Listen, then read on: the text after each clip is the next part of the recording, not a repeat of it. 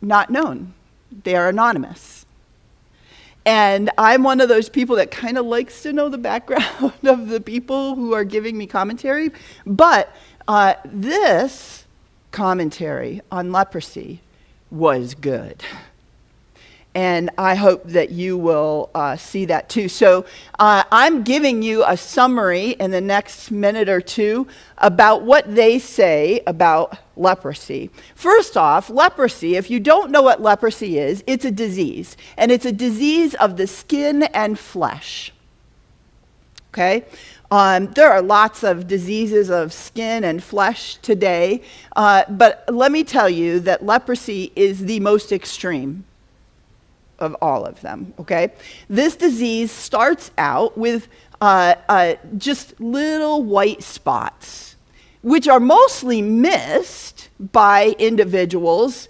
They usually catch on that there's something wrong, not because they've seen the evidence on their skin, but because the damage that leprosy does, it actually kills nerve endings. So you lose feeling to certain parts of your flesh. So people actually discover that they have it when they get injured by getting a cut or a bruise and not feeling it. Okay?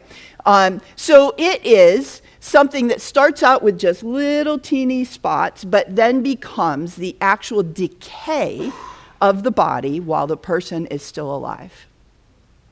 Your flesh literally rots on you until you finally die.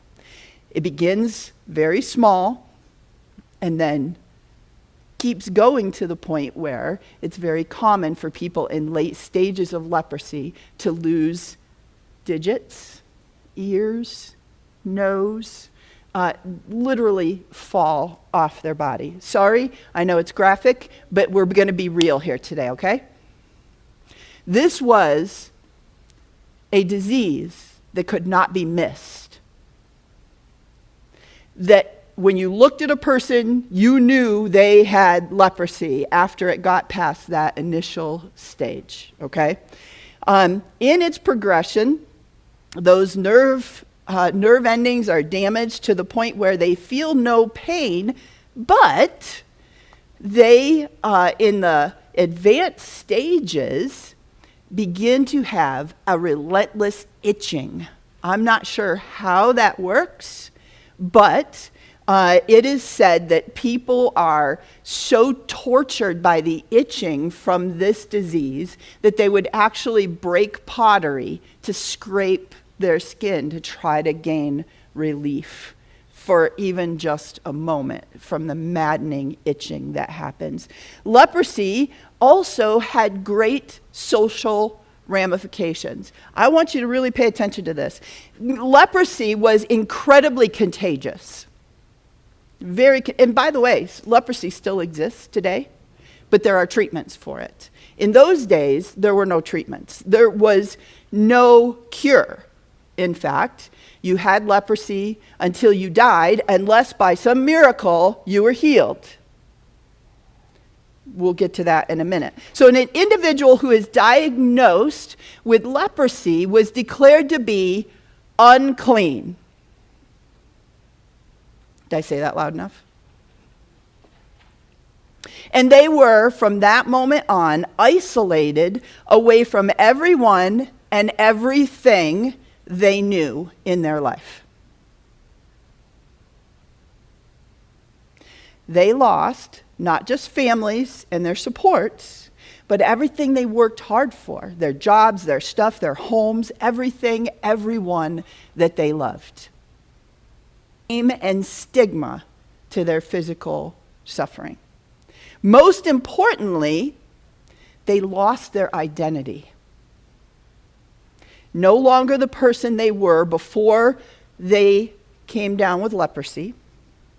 No longer Dodie, but simply known as unclean or leper, nameless, cast off, cast away. So all three of the Gospels, Matthew, Mark, and Luke, cover the one text that I'm going to be looking at today, but I specifically chose the book of Mark to talk about this because Mark really speaks about the social aspect of a leper in this account, and specifically indicates a leper came to Jesus. And I want you to notice this. They didn't say Mark, who had leprosy, came to Jesus. Mark's words was a leper, a nameless person, someone who we to this day do not know the name of. But you know what Jesus does. A leper came to Jesus. And he gives us a cultural framework for what Jesus is about to do. If you haven't figured it out yet, Jesus heals him, but we'll get there in a minute. Now, Luke, in his description, is a little more scientific, but is still important. He says that the man was covered with leprosy.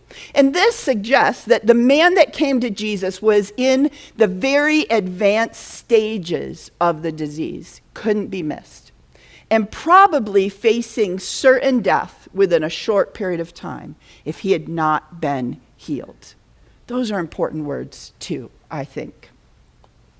Socially, this would mean that this man's identity had already been completely erased.